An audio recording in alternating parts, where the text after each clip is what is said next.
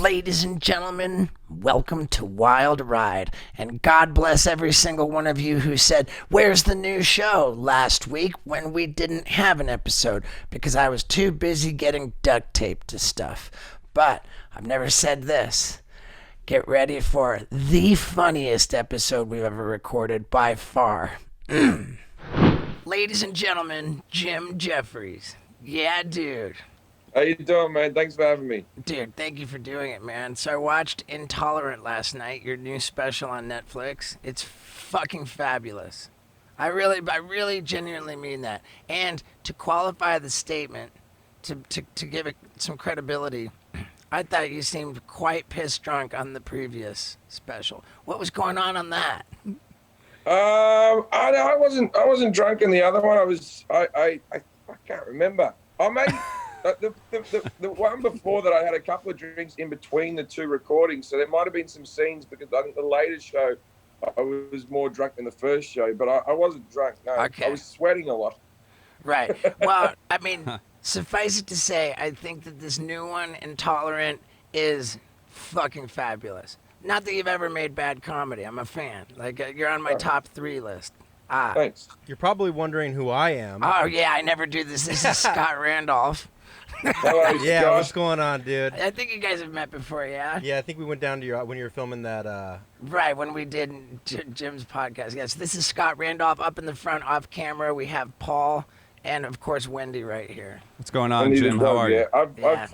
I've followed Wendy's story online. I know everything about Wendy. Oh, brilliant, man.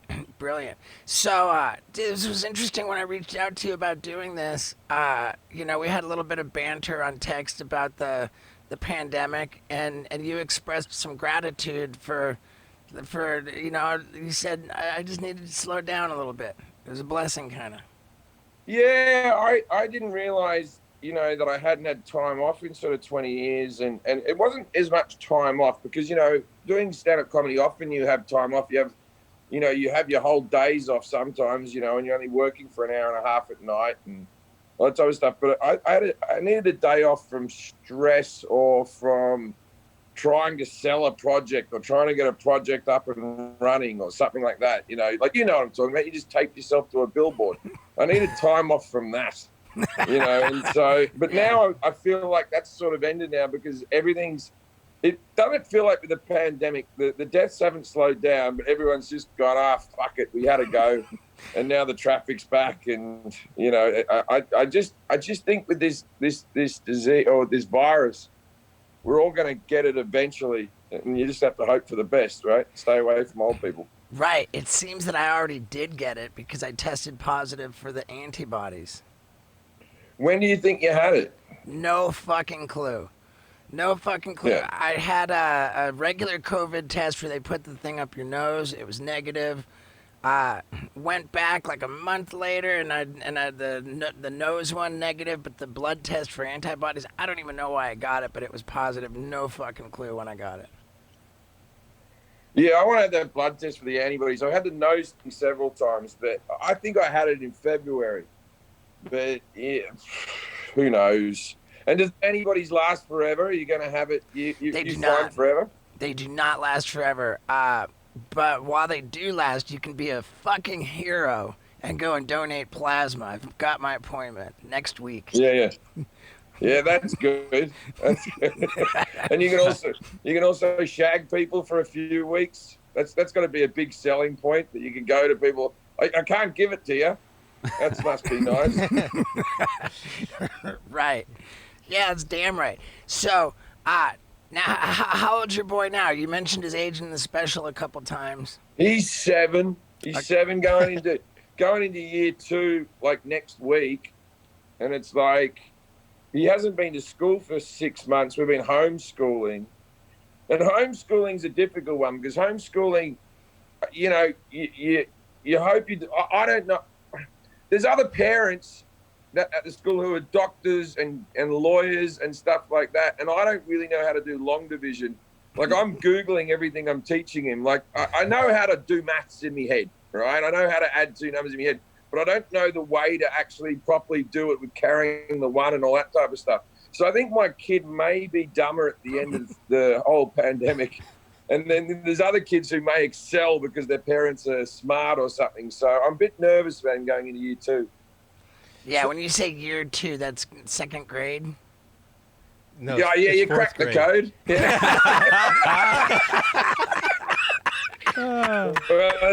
No flies on you, is there, mate? Year 2 is second grade. Yes. He like didn't know how to like process that. He was like, "What?" Well, it just sounded weird. I don't know. so that seems. I've never understood this thing. There's things about America. I've lived here for 13 years, and I'll never understand little tiny things. Like, I still don't get. Dude, Jim Jeffries just rules. And before he breaks down what he can't understand about America, I want to clear something up with you guys. A lot of you watching me do this show are asking, why would I wear 2 watches? And yes, I've got my smartwatch. I love to get texts on it and stuff like that. But on my other wrist right here, it's not a watch. This is a Whoop band. And why do I wear that? Because this thing gives me insights into my health, my sleep, my recovery, all of this stuff related to my fitness that I will never get from any smartwatch. I love my Whoop band. And what is Whoop? It's a membership service that helps me keep track of everything. This band knows exactly when I lay down, how much sleep I get, how recovered my body is, all of my workouts, everything. The insights are incredible. They all give it to me on this wonderful app, and I love it. I want you to try it too. So go to whoop.com. That's WHOOP.com. And use the promo code STEVO at checkout, and you're going to get 15% off your order. Again, that's 15% off your order if you use the promo code STEVO at checkout when you go to whoop.com. You're going to thank me for it. Now, Jim Jeffries, complain about America. Is there really a prom queen that you all vote for? That seems like an archaic system where on your last day of school, when you have a dance, you decide who the most popular kid is. Does that actually happen? Yeah, that's real. It didn't happen at my school, but I went to high school in England. And Did you? I did, yeah. I went to the American school in London, England.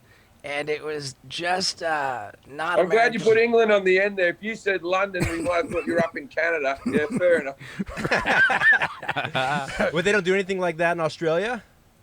High school? What's that? They don't do anything like that in high school in Australia? Or? No, we have a dance that we call like a formal, which was the equivalent of our prom, but we don't have prom king and queens, and we don't have middle school. We just have primary school and high school. You have years 1 to 6 and then 7 to 12. And our years, this will spin you out, right? Our high school year goes from January to December because of summer. So our summer break is in December.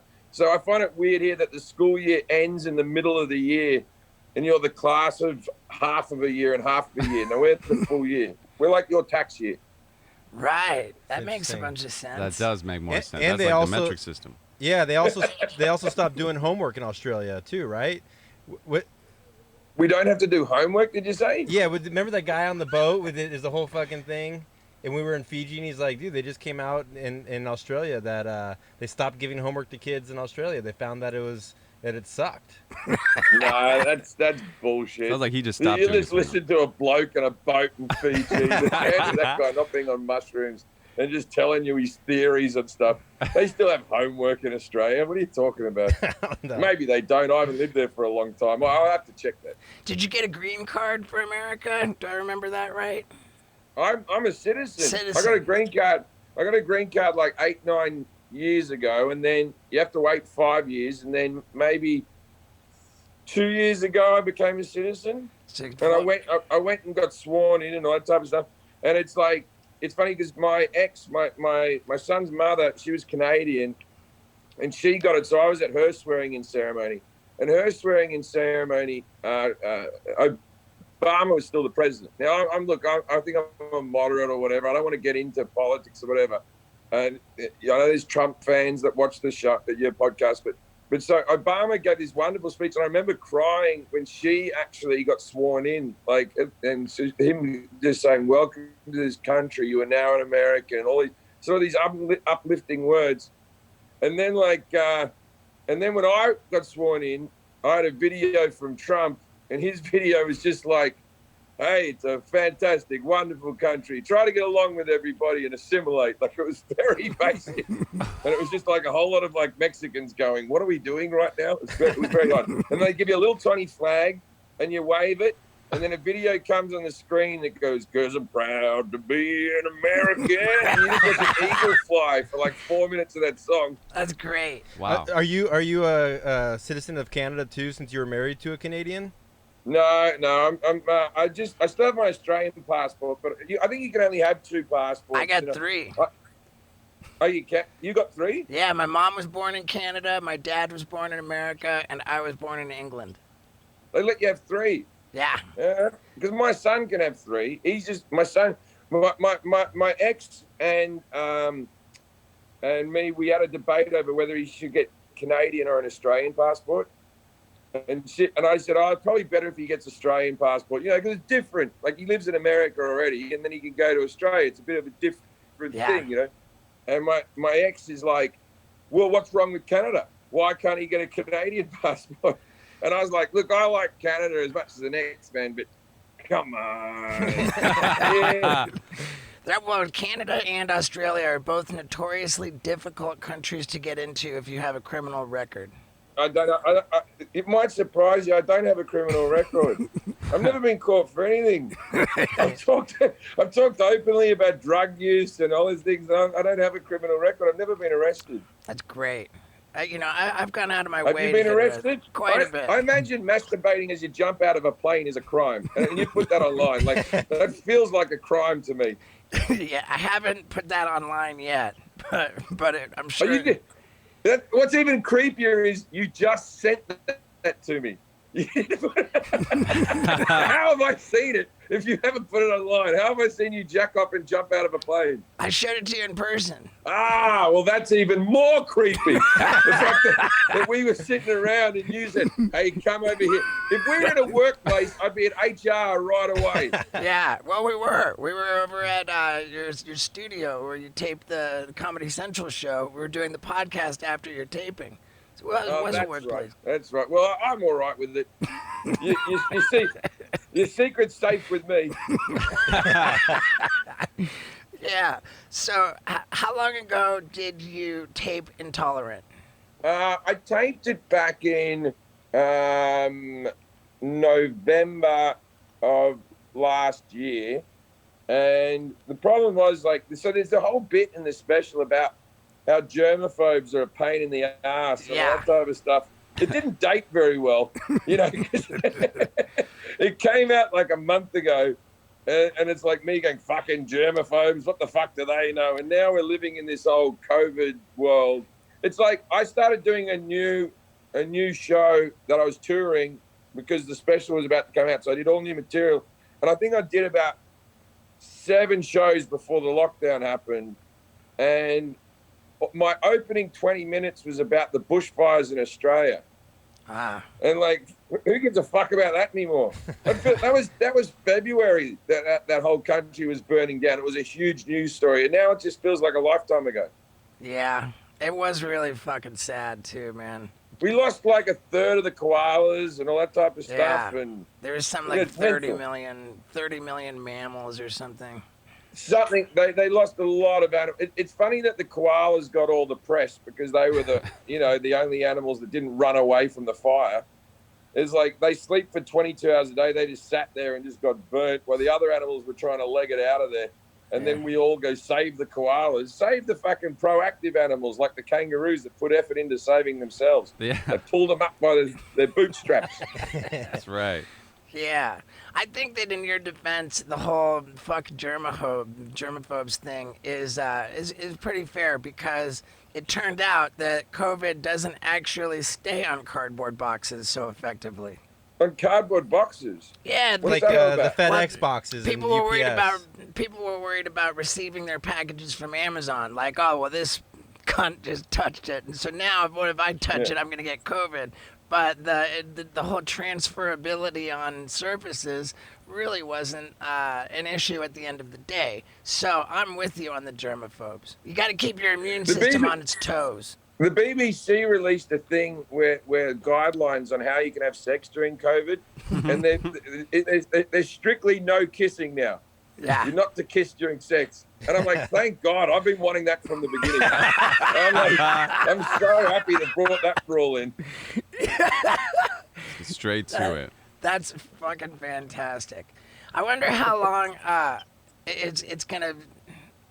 Like, when do they run out of specials? Do you think? Like, how many specials do they have in the can where it keeps coming out? And it's this guy's got a new special with the live audience. Like, when does it start getting a little bit weird? Oh, when does Netflix just go tune into Eddie Murphy's special Zoom? Yeah. Yeah.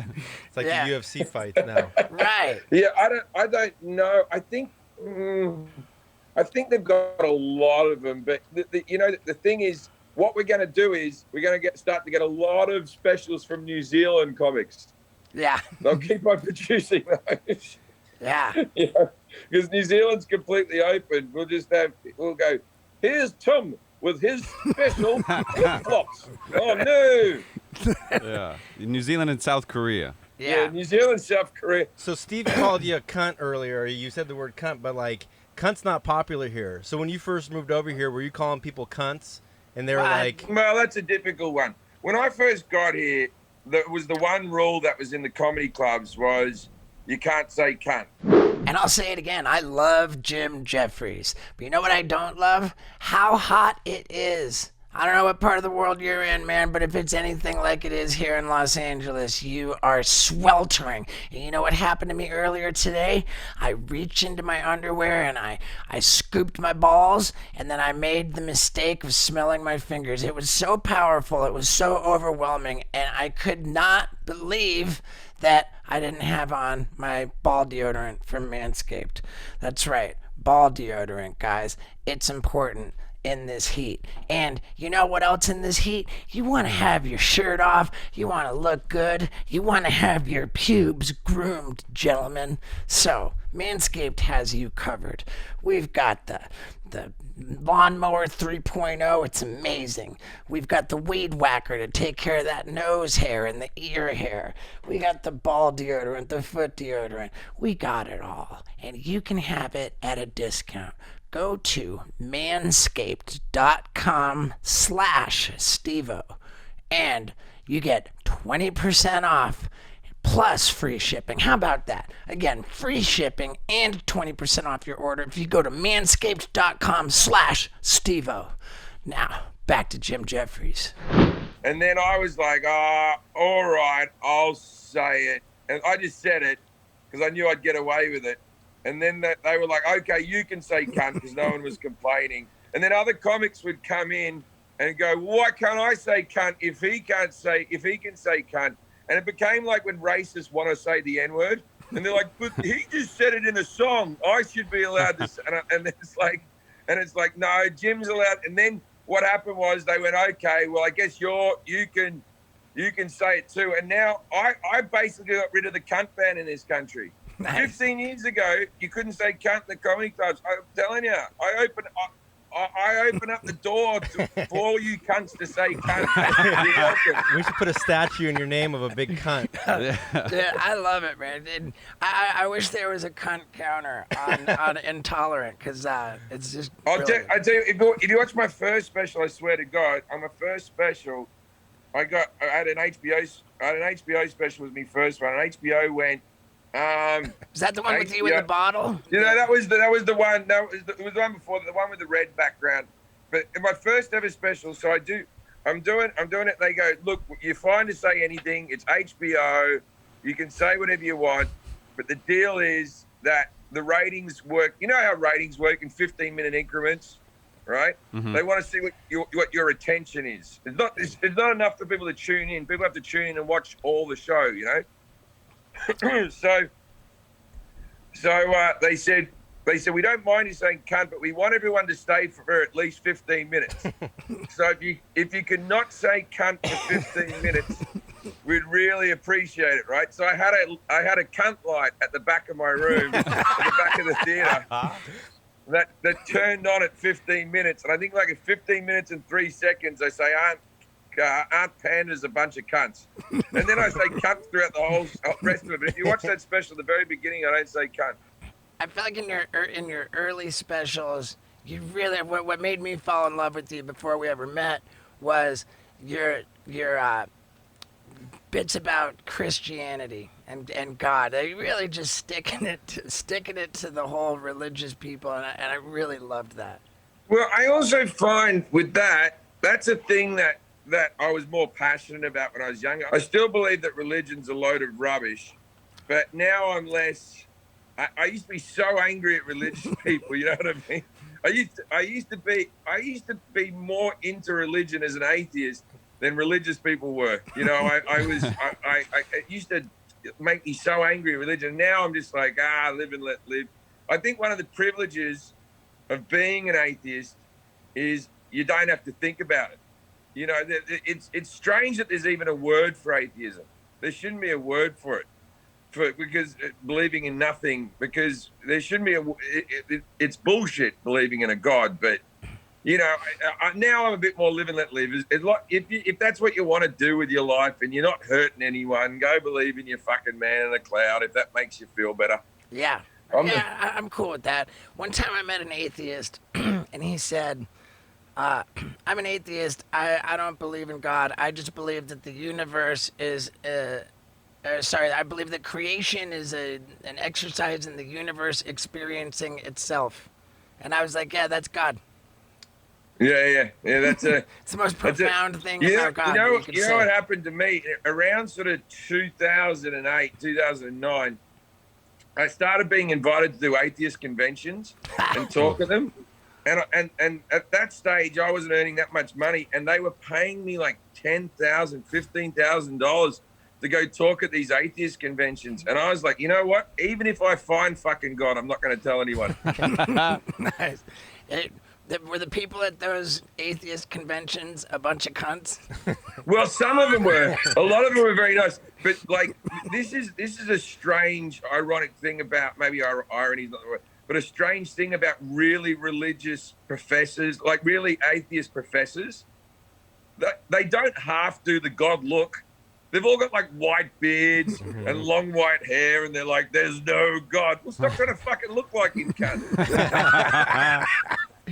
Yeah, and then I suppose the religion bashing kind of faded out a little bit, and then you had the special with the gun bit, and that just changed your whole life entirely, didn't it? Yeah, the gun bit was something that happened.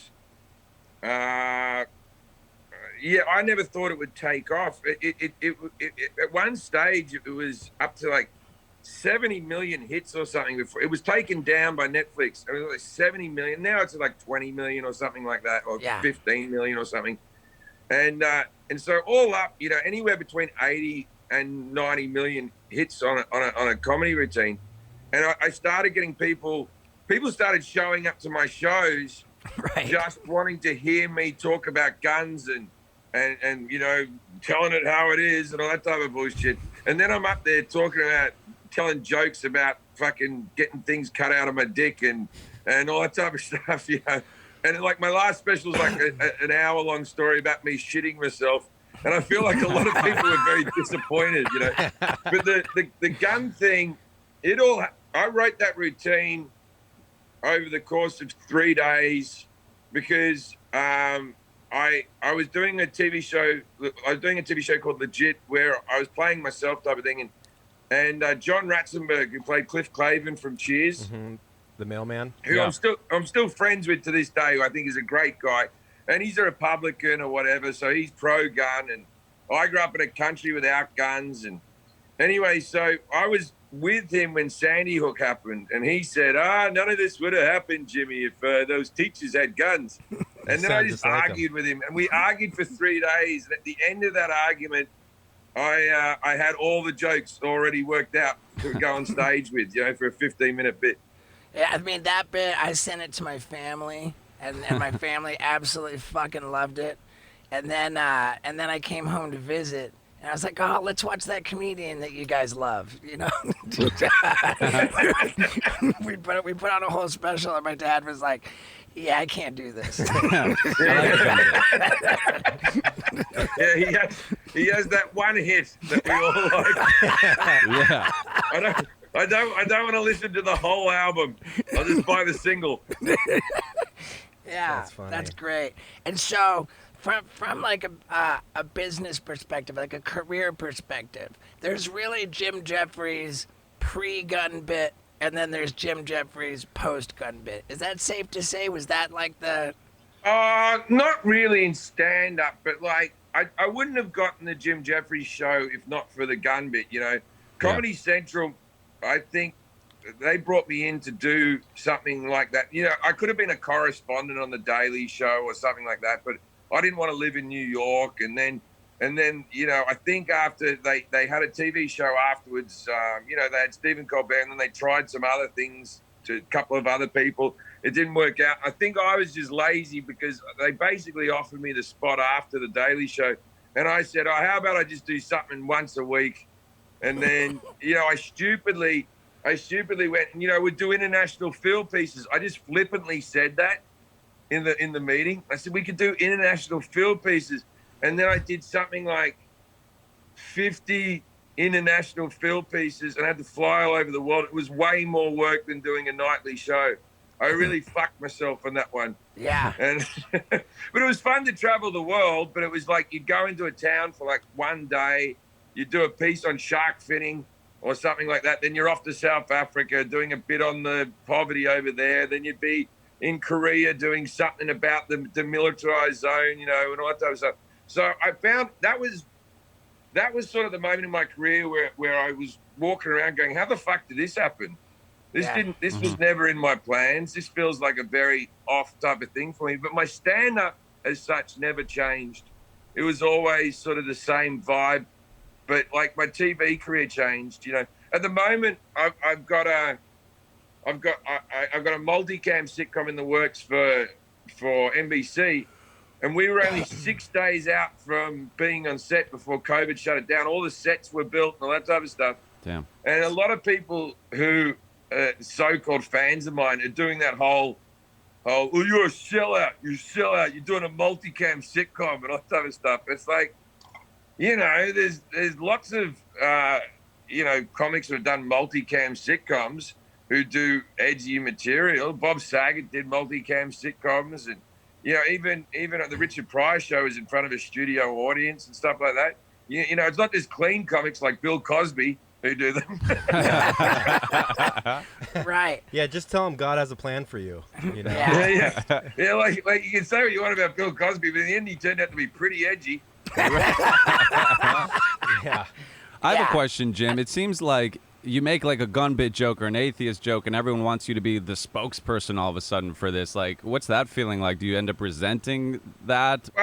Not really. It doesn't. Yeah, the atheist thing. You know, obviously, as I said, I got to do shows about it and stuff like that. So that was interesting. The gun thing for me. Every time there was a school shooting, people. I turned my phone on in the morning. I'd wake up and I just get text messages and tweets and all these messages, and I'd go. I knew right away. Oh, there's been a shooting because I've got 50 messages, right? Jeez, yeah. And then like thousands on the fucking Twitter and all that stuff, right? So I what I didn't like was when people would go, there'd be a school shooting, people would go, say something, Jim, say something. I'm like, I've already said it. Just watch the routine again. Right. Yeah. Copy and paste. Yeah. Yeah. I don't have any new information for you. Yeah. I still think guns you shouldn't have them. Right. And has there been a shooting in Australia over all this time, or they're just still? Well, when I did the routine, there was the famous shooting, and I believe 96 or something like that was the famous. I might get that year wrong, but it was in the 90s. There was a guy in Tasmania that shot a lot of people. And that changed all the laws where we had the gun ban and all that type of stuff. Now, since I've done the routine, I believe there's been a couple of smallish shootings. I think a guy shot his family out the farm, you know, those. And the bit that sort of sickens me about that is when there is a shooting in Australia, then all the gun people, they must have hard-ons because they fucking write to me like, see, it doesn't work there either. And I'm like, okay, settle. You're talking about one shooting in a decade versus a shooting a fucking week in this country. Yeah, I think there's one every day in America. At Yes, least. there's one every day or something. I think you just learn to live with it, don't you? You just go, all right, this is how we live, man. At least that's something that's probably slowed down with kids not being in school anymore. Has it? I mean, in America, I think there's distinctly less shootings. School Zoom shootings. Yeah, Zoom shooting. Zoom shootings. Which is weird because we're all wearing masks. It would be so much easier to get away with. Yeah. Right. I'm not going to give anyone ideas. It's like when you go into the bank, and I literally went into the bank with a bandana tied around my face, going, For sure. "Give me $1,000, please." Yeah, like a bandit. Yeah. Yeah, and no one said anything. They just give it to you. So are you in LA right now? I am, yeah. Are you going to be one of the celebrities that leaves LA, or are you going to stay here, or you love it here? Well, there's all these different people leaving for, I don't know. I think it's mostly tax reasons that people leave. I think people leave California for tax purposes. Yeah. I got my ex here and my kid here, and he has to go between. So I'm not going anywhere. I'm just staying here until the bitter end. Oh, plus, let everyone fucking leave. Go leave. Less traffic. I'll be fine. Yeah. I want to show you my mask I made. Yeah, that's a delight. That's a fucking. Have you worn that out in public? I have. Yeah, it's a little bit weird. I prepare to go into a gas station. And I think, am I gonna do this? And then I think, fuck yeah, I am. What kind of reaction did you get, Steve? I haven't had a really strong one. I've had a couple compliments. Nobody else has said anything. Do people know it's you, or are they? I don't know if they know it's me. That's hilarious. Yeah, because your voice isn't distinctive or anything. No one's going to be able to crack the code. Your voice sounds like it has been gargling cum for a long time. Yeah, it's about right. Actually, that would probably make it smoother. I don't know. But I feel like you could get arrested for that, though, right? That's indecent. Well, Something. I wonder. I actually shot that. I shot that image by filling my mouth with dishwashing liquid, so it's actually. It's To not- clean out the cum? Yeah, something like that. Yeah. And you shot it when you were 11. Yeah, that's an old photo. Oh my God, I love you, Jim Jeffries. I love you so much, dude. Thanks, Steve. What's coming up for you? Are you just because you had a show in Tulsa pretty soon, right? Yeah, we saw it got postponed or something, right? You're supposed to have a show. All my shows are postponed until further. I did one of those shows the other day in front of a whole lot of cars at the Magic Castle. Have you done that? No. There's a gig at the Magic Castle in the car park where you go on and perform. Look, they're really doing the best they can. It's a beautiful stage, and they give everyone little clapping things to hang out their sunroof and clap when they enjoy a joke. But it's it's the best we've got right now. But I think I'm going to wait until comedy's up and running again. I don't know. It's just not fun without them all laugh, without hearing them laugh. I don't know. Because there's a lot of comics doing Zoom shows. Have you done a Zoom show? I have not. I can't do that. Yeah, I don't know if it's. Yeah, I don't know if it's sort of. I don't know if it's for me. So I think I'll just wait until the time comes again, or I'm just going to go tour in New Zealand. I'm going to go to countries without COVID and just tour. Did when you did the Magic Castle show, did when people really liked a joke, did they honk their horn? Well, they were. I asked them to honk the horn if they didn't like what I was doing, and then a whole lot of people started honking their horn. But then I was told afterwards, you're not meant to do that because the council, all the people that live in houses around there, were complaining about people honking their horns. Yeah. So you're not to do that. But there was Bill Burr was on the gig, and there was people there. It was like a real thing. How many whole cars? car Yeah, how many was cars full. you got in the crowd? Oh, I couldn't give you an exact number, but there was a lot of cars there. But you know when you get like people walking out of comedy clubs because they don't like your routine, right? They think you're offensive. People drive out. They didn't do it to me, but so I don't want to tell anyone else's stories, but other comics were doing routines and people were driving out. Shit. Oh, God, you get a truck like. Beep. It's they want to be respectful of the neighbors, so they hand out little golf clappers. Uh-huh. Like Yeah, they did. Those little slappy hand things. Clack, Yeah. clack, clack, clack, clack. right, Yeah. it's quite quiet. Like And do Yeah, they, yeah. do they cue it into the radio, or is it just over a loudspeaker and you can just hear it No, from they your just car? they just have their windows open. Okay. And they're all parked so close to each other they could be standing. But you know, I also think about this like how many people in that audience are getting blowjobs? The answer is some, right? Yeah. Some, yeah. At least the hand It's job. some, More than at a comedy club. And my other gigs, no one is. Right. So that's nice.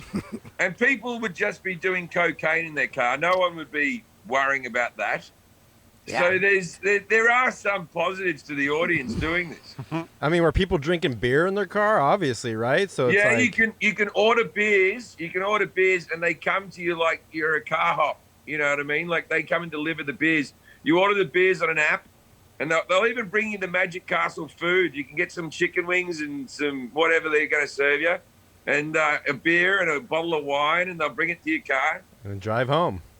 Drive home. Yeah. Drive on home. dude, that's great. How old are you now? 43. 43. I've just turned 46. I gotta say, even though you're a little younger, I think that when you get to my age, you're gonna look better. Well, I've gained 20 pounds in COVID. I'm actually 2020 right now. I've reached the weight. Yeah. It's Put on the unbelievable. COVID-19. Pretty good. That's pretty good. Yeah. I have a question about the word cunt. Is America the most sensitive about that word, or are there other places Yes. where it's By far. by far we're the Yeah, most by sensitive? far. But America's problem with the word cunt is the connotation that it's against women. Right. Where the rest of the world just see it like just you can call a man a cunt, a woman a cunt, and think it's not about a woman being evil. You can say I've always said that the word cunt can be used friendlier than bitch, and you guys use bitch a lot, Mhm. right? So if I say, oh, my mate's coming over. He's a right cunt. He is. Check out this cunt. Get out of it, you bloody cunt. What are you doing? Fuck off, you cunt.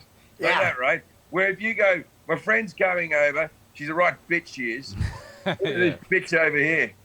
Get out of it, you bitch. Right? It's just Right. more Yeah. aggressive. Right. It is. Yeah, cunt is a term of endearment.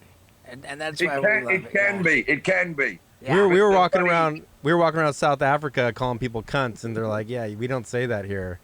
So we kind of felt South bad. That's Yeah, more of an like, that's Australia Australia. Yeah. Yeah, we were calling Yeah, everybody a you cunt. can't do this. But they do use the word coloured over there. So, you know, fucking you can't do. When you first hear that in South Africa, you go, what the fuck was that? When Yeah. they first say that word, that one amazed me. Uh-huh. Yeah. Well, fucking hey, Jim Jeffries, dude, thank you so much for doing this, man. And I just can't tell you how much of a fan I am, dude. I really do love you. Thanks, guys. I love you too, mate. Thanks for having me. I really appreciate it. Hell yeah, brother. Right on, man. Right on, dude. What did I tell you? It was the funniest episode we've recorded. And here we are talking to the people who hung in there to the very end. You guys know how much I love you, how much I appreciate you. You are the street team. And please let Jim Jeffries know how much I appreciated him doing this. And how much you appreciated him doing this by taking a screenshot anywhere on the podcast and posting it with the tag for Jim Jeffries, tag me. Oh man, that'll mean the world to me. Just to let him know how fucking funny this was. And that's it. Thank you. Unless you want to watch Gnarly at stevo.com, but you probably already did. So, thank you.